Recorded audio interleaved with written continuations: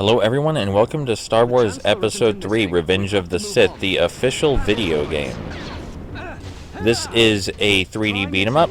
You have light and heavy attacks, and there are a ton of other abilities that you may recognize from a game similar to this, Force Unleashed. You can throw your lightsaber, you can force grip and throw enemies. Really, the highlight of this game is how many combat abilities it gives you that Jedi have, like the Force Push. You can push enemies into each other, break them apart. Though I prefer the Force Grip to the Force Push, personally. The back of the case calls this the Ultimate Jedi Action Experience. I was curious to try it out, because I like the Force Unleashed, and I was thinking, well, I'm kind of curious what Jedi action games were like before the Force Unleashed. I've seen gameplay of Jedi Knight. Personally, I think this seems a lot more similar to Force Unleashed than Jedi Knight. For example, the Force Grip controls almost identical to Force Unleashed. Like, it's almost exactly the same. And the ability to throw lightsabers and the way the hits work, it really feels like you're hitting people with a bat instead of a lightsaber. Really reminds me of Force Unleashed. I wish the Force Push was more bombastic like it is in Force Unleashed, but Force Unleashed's whole thing is being ridiculous. So this is just sort of me dicking around, seeing how I feel about Star Wars Episode 3 Revenge of the Sith, the official video game available on your PlayStation 2 entertainment console. I just kind of wanted to know how I feel about it. Yeah, see, you can force grip enemies and throw them into shit, and the controls are pretty much exactly the same as they are in Force Unleashed for that. But, you know, it's a 3D beat 'em up, and I want to know how I feel about it. Of course I do. I love beat 'em ups. The first level is not great, but that's okay. It's the first level. They're going to have a lot of cannon fodder enemies that are easy to destroy. They're going to have a lot of pits you can push enemies to, and a couple of explosive barrels. It's the first level. You know, what do you expect? I will say that seeing that fair appear down there at the bottom of the screen every time I attack an enemy, I would like to knock this guy off the ledge, but the Force Push is not behaving, and I think I used up all my Force powers, so I'm just gonna let the bridge explode. That guy got wrecked, though. That guy got an explosive barrel in the face and fell down the pit. The context-sensitive dialogue, I imagine, is meant to be helpful. Like, Obi-Wan will say, you can't just stand here fighting droids, Anakin, if you're just standing in one area and not progressing through the level. There's a lot of points in the level where there seem to be markers on the ground and you can lift shit. I've only played the first few levels, but, like, I assume that these markers on the ground that make you use Force powers are going to be through the whole game. Because, you know, why would they introduce this and then not use it? I assume this is going to be just a common occurrence.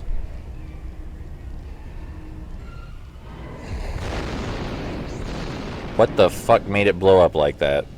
So in this level there are the regular battle droids and the super battle droids. The super battle droids take a few more hits, but they don't really seem all that more formidable.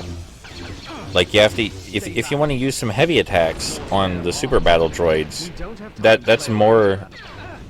It's more justified than it is against the regular battle droids, but they're not, like, incredibly difficult by any means. Oh, I suppose I haven't really talked about, like, how the combat feels yet, I guess. Not in any sort of depth, at least. It really does feel a lot like Force Unleashed, but with a little less impact, let's say. There's a lesser impact in this one.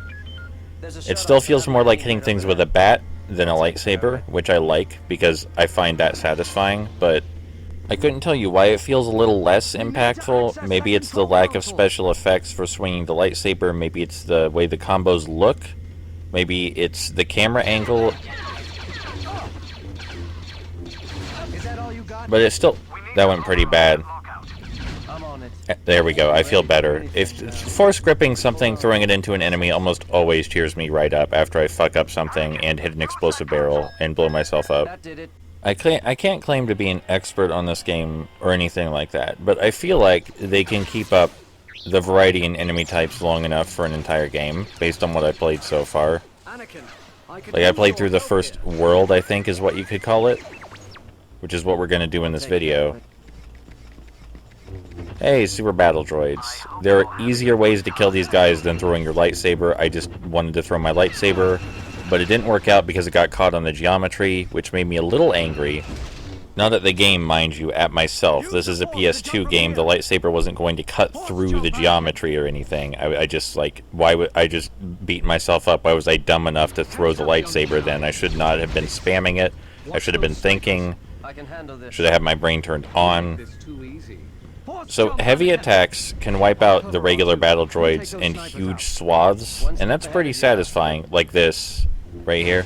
Just heavy attacks, just slice them all up. And you can just as easily kill super battle droids with heavy attacks. It's just that they take more hits. But heavy attacks make quick work of them too. I need some assistance over here. Heavy attacks a little bit overkill for the regular battle droids, but if you're already using heavy attacks for the super battle droids, what does it matter? It's not like you get punished for using heavy attacks. You don't get style points. You might get style points. I'm not entirely sure how the experience system or the grading system works. I think it's an amalgamation of everything you do in the game is how the experience and grading system works. I think getting hit makes it go down. I'm not sure. I don't know. You know, if this were a normal Let's Play, I would have put a lot of effort into making sure I understood how the ranking system works. I know there is a ranking system.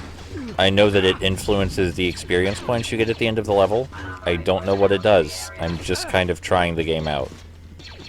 And while I have the instruction manual, and it's probably in the instruction manual, I kind of thought the game would explain it. It didn't. So I'll just look in the instruction manual later. It's not affecting my enjoyment of the game in any way. Like, even if I knew how the ranking system worked, you know, I have a specific idea about what I like to do to get better ranks in games. I like to avoid getting hit. I like to do things quickly. I like to do things in a way that are efficient, we'll say. I like cheese. Actually, hold on. I'm gonna look in the manual right now and see what it says. Skill accumulates in the curved meter above your character's portrait. Skill builds up when you attack an enemy. You gain skill even if the enemy blocks your attack, but at a reduced rate. You lose skill if you don't attack anything for several seconds, take damage, or block attacks. So the best way to build skill is to be on the offensive as much as possible. The combat rating is based on how much skill you have when you defeat an enemy. Low skill achieves a fair rating and no experience bonus. Medium skill achieves a good rating and a 150% experience bonus. High skill achieves an impressive rating and a 200% experience bonus. If you manage to fill the skill meter completely, you will have proven that the Force is with you. For a short time, you will do increased damage and no enemies can block your attacks. In addition, all enemies destroyed gain the Masterful rating and earn a 300% experience bonus. That's actually kind of interesting. A little odd. I'm not sure how to feel about it. Basically, I'm not supposed to block. I'm supposed to attack a lot, and also I'm supposed to not get hit. That doesn't sound so bad, given... Oh, an armored super battle droid. Anyway, that doesn't sound so bad, given that you have grapple abilities and a force stun. Like, I feel like that can circumvent the need to block in a lot of situations. I don't know if that really... excuse me. I don't know if that really tracks with how Jedi work. Like, I don't think being rabidly aggressive all the time is really their thing. Anyway, the armored battle droids can actually... the armored super battle droids can actually block our attacks.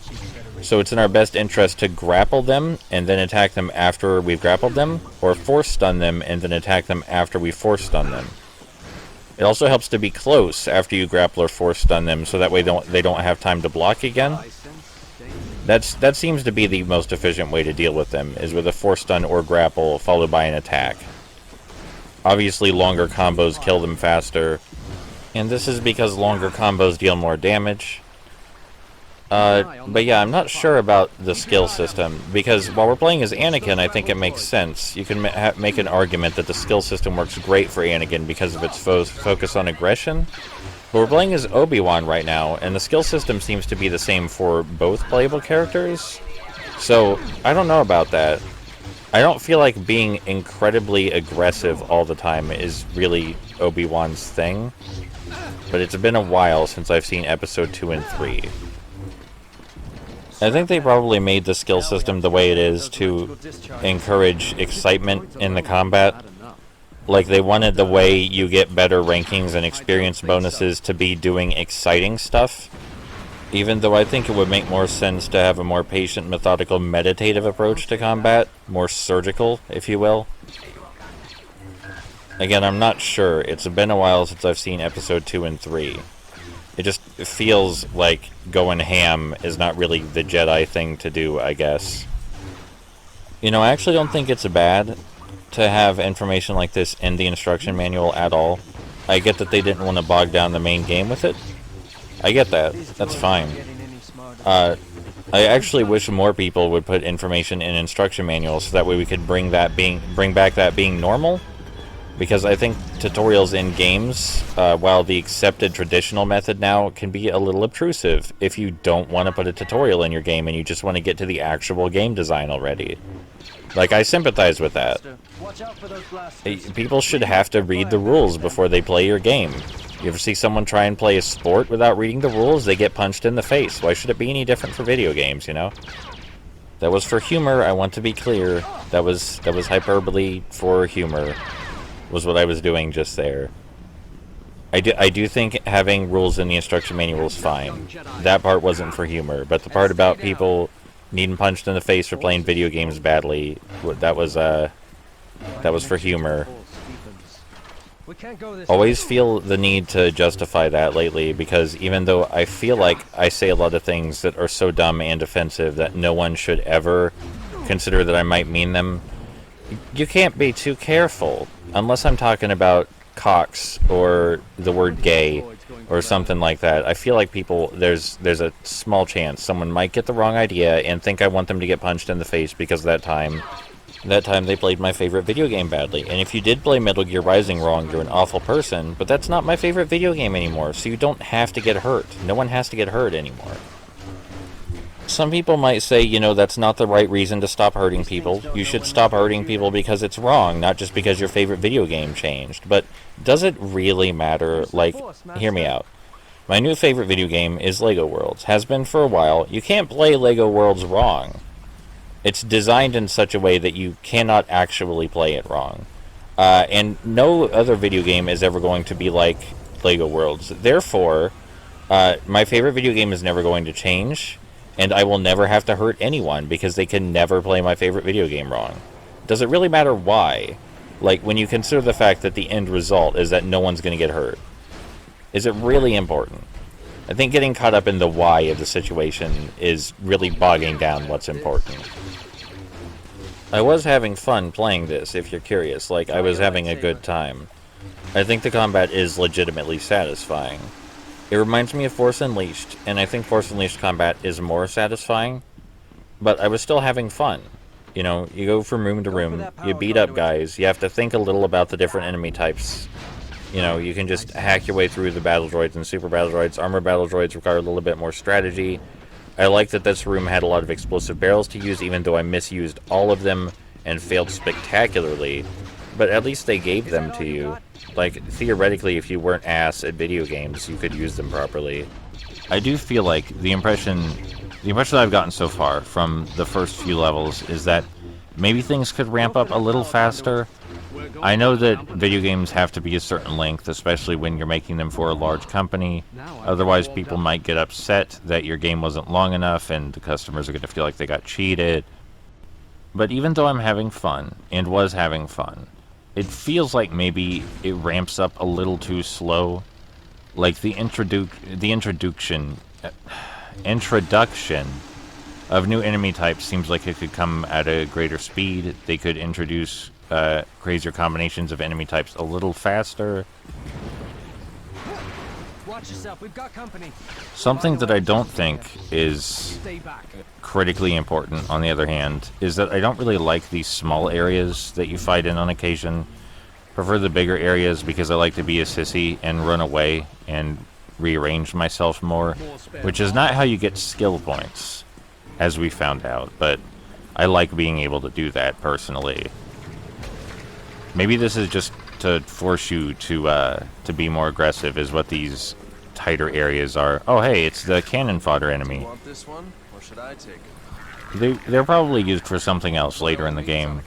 But in these first few levels, these small enemies, you just kind of press light attack and they disappear out of existence. You just erase them. So that's what those are for. You just kind of erase them. I guess they're, like, if you play in multiplayer, maybe they're there to give the other players something. I actually don't know if this is co-op. I know there is multiplayer, but for all I know, it could be versus. Like, I have no idea. Alright, I have the manual back. There is a cooperative mode, and it is the single player, but with a second person controlling the other character. So yeah, I guess they're there to give the second player something to do in multiplayer for now. That makes me curious, though. There are times when Anakin and Obi-Wan split up. I'm a little curious whether it's the case that it becomes split screen, or whether it's always split screen.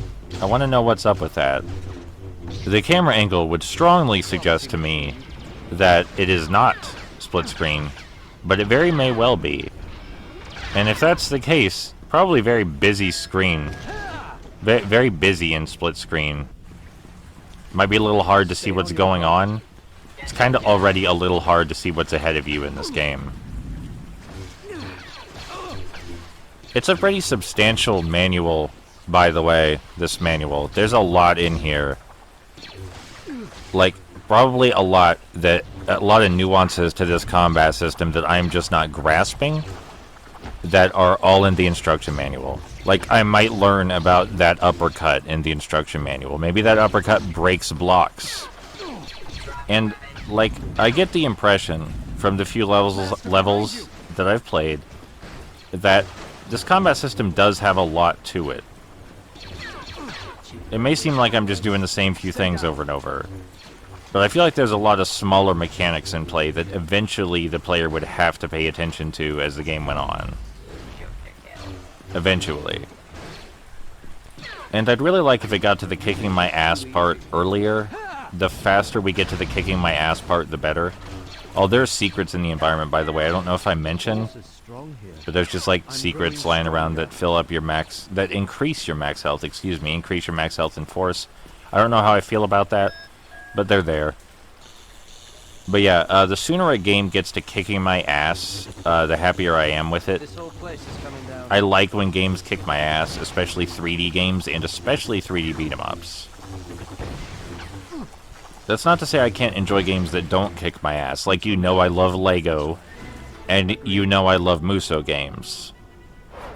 But I love when a 3D game starts thrashing my ass, and I have to sit there and be fucking like, oh no you don't, I'm way more stubborn than you, let's tussle. Doesn't really happen in this game yet, as of my playing the first world. Alright, time for the final level of the first world before the boss battle. And hey, more new enemy types. So you can force stun these guys out of their shield, which is what I prefer to do. Like, you can just force stun them and they drop their shield. And after they drop their shield, they're just fucked. Assuming you're close enough to hit them before their shield comes back up, they're just fucked. And they're threatening because they shoot a lot. That's why they're threatening, is because they shoot a lot, and you have to take the time to remove their shield.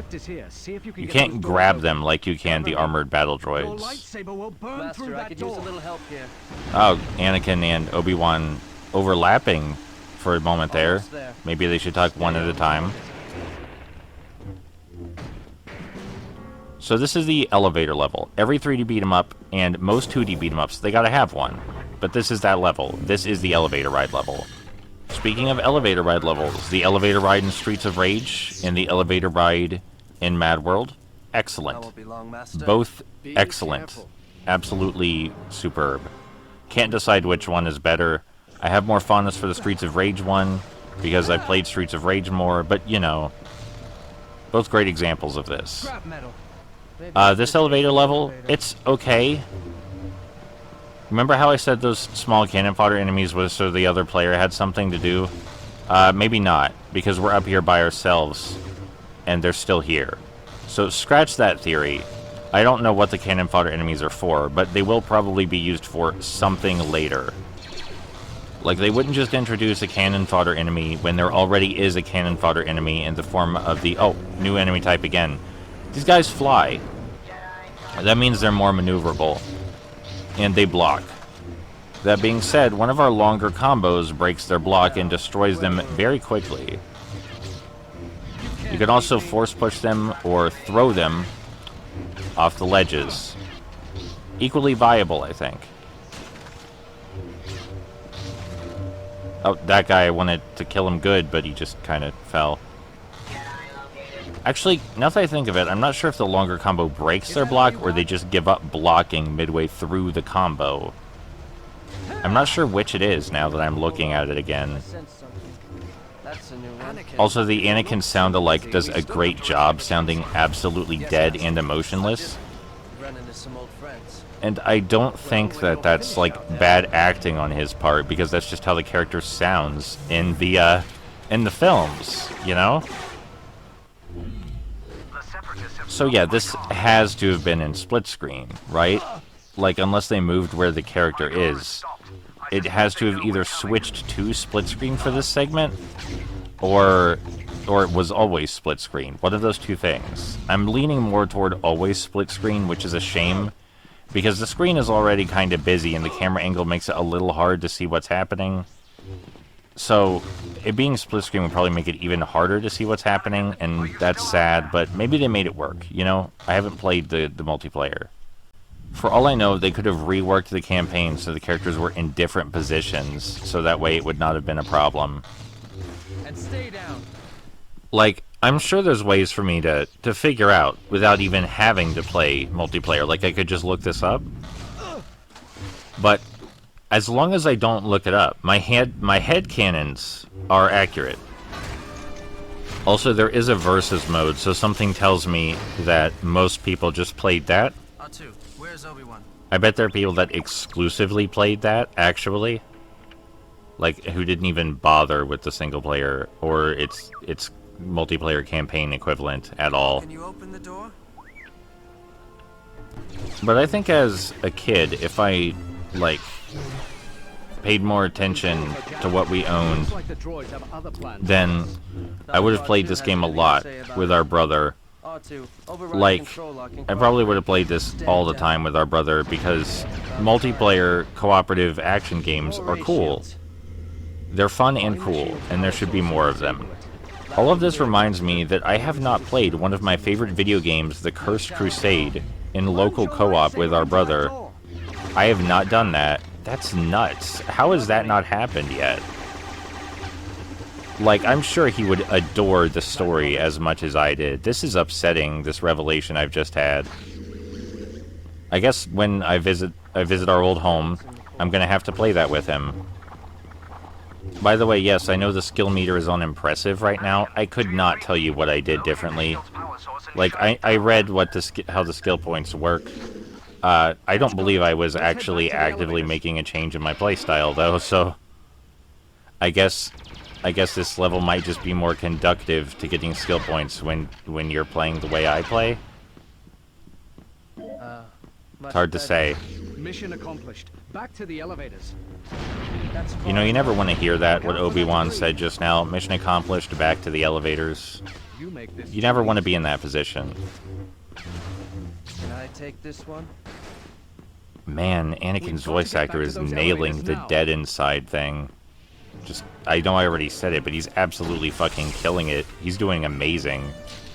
People accuse me of sounding dead inside all the time. And, like, you know, I know my voice is deeper, and there's more difficulty with me emoting than perhaps most people because of the tone of voice I have. I get that. But I'm not even trying. Like, this is just how I talk. And I'm experiencing a lot of emotions right now. Like, they're all over the place. And none of them are dead inside or boredom. But I can try to sound bored if that helps anyone. See, like, the thing is about acting is that, like, I don't get it. I mean, I get acting. I don't get how people can criticize acting. Unless it's clearly very deliberate, hammy overacting, how can you tell if someone's performance is ingenuine? Like, have you seen people in real life? They don't talk like what people consider good acting to be. That's not how people talk. People talk like bad acting. Like, people are like, ugh, that line delivery was so bad, I can't take this seriously at all. When the line delivery is just how a real person might sound? If a real person sounded like that in real life, would you say, ugh, that line delivery is so bad, I can't take you seriously? I hope the fuck not. Anyway, from my anti-elitist, which is ironically probably more elitist perspective, stop criticizing acting like you know how every person on the planet sounds. Because people sound weird, they emote weird, they enunciate words weird. People are weird. Like, yeah, it's a little sad and concerning, but there are people that sound as dead inside as Anakin's voice actor substitute do. Like, I know some of those people. That's just how they talk, and they're not actually dead inside. That's just how they talk. You just kind of learn to live with it, and we should not promote unrealistic expectations of what vocal normality sounds like in fiction. Like, we're all about, oh, don't promote unhealthy body image. Don't promote unhealthy, unhealthily perfect speaking. Don't do that. Someday my tangents and shitposts are going to catch up to me, and no one's going to be there when I cry for help. Don't move. No one's going to be there when I cry for help. Not because I don't deserve the help, but because when I cry for help, they're going to think my acting is subpar, and they can't believe that I actually need the help. Quick, back into the car. You first, Master. There's no time to argue. Go!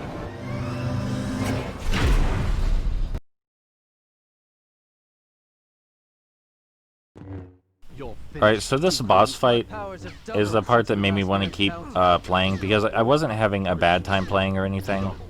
But this boss fight proved to be sufficiently more difficult than the rest of the game so far. And it really made use of all of the mechanics you have available in a way that they weren't before. Because Count Dooku can do all the things you do. And he can block your force powers with his force powers, you can block his force powers with yours, and clash of lightsabers, and more importantly, it seems to be about that methodical, surgical kind of gameplay that I would prefer, where you look for an opening and find the ideal time to strike. I like that. I like that in boss fights. I think it's fun. It reminds me of fighting games or arcade beat-em-ups, where you kind of have to guess when someone might be open based on what you know about their AI patterns and their available attacks, and the downtime between attacks. Though using a force stun on him and just beating the fuck out of him after that seems to be the optimal strategy. In fact, you might be able to just get away with only doing that. Like, I haven't tried just only doing that, because it takes a while for your force meter to refill anyway, so you might as well try other things while it's refilling. And it's possible to miss a force stun, because he can block your force stun. So you have to use it when he's open. It's okay, Obi-Wan was just kind of getting in the way, actually. If you hurt him, I'll kill you. Yeah, like, I like boss fights like this. I like it. It really feels like I'm having an actual back and forth. I think he was using a special move or some shit there, but that's, you know, that's just how it works. We're playing a video game. Sometimes people have special moves in video games, I guess. But yeah, this boss is what made me decide, you know, maybe I want to keep doing this, because he has all the moves you have. Like, all of them. As far as I know, anyway. He's not using all of them, but I assume he has them. Basically, he's similar to you, is what I'm getting at. And you know, it really feels like I have to use some mechanics that I didn't when I was fighting the normal enemies. And the idea of creating openings like this and maneuvering around someone who's as skilled as I am is more appealing. I did lose this boss fight once, and that was because I was not expecting it to be like this. I was expecting it to be like a pattern-based boss or some shit like that. But after I found out, no, it's not one of those. It's one of those boss fights where you read the enemy and try to find openings. I was like, oh, hell yes, I am 100% on board for this garbage. Let's go. And yeah, it's fun boss. There are other games that do this thing. Odd to have a cutscene for that one guy falling down, but, you know. So, another excellent way to create openings is Count Dooku, as you just saw, summons battle droids, super battle droids. You can just kind of throw them into him, and he goes like, ow, fuck, that hurt. It's kind of easy to do that. But no, yeah, I'm thinking back to boss fights in arcade games like The Punisher and shit.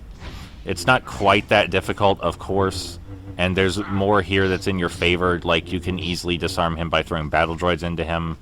Like, I'm going to try and do right. Yep, there we go. Something that's really good right here is these facial expressions, even though they're goofy, really get across how terrified Count Dooku is of how powerful Anakin has become. Like, in this cutscene, all of Count Dooku's facial expressions, he's like, holy shit, I'm seriously about to fucking die here.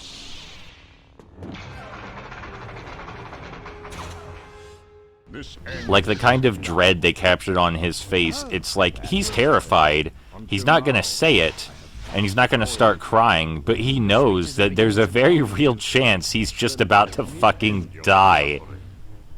Anyway, that's the first world of Episode 3. Each world comes in, from what I understand, 4 levels. Kind of underwhelming, but there's enough to the combat system, and the destroying droids is satisfying enough that it's fun. The boss fight is really what made me the happiest about this whole thing. I loved the boss fight. But yeah, that's World 1. Dicking around in Star Wars Episode 3 for a little bit. There he goes. There he goes.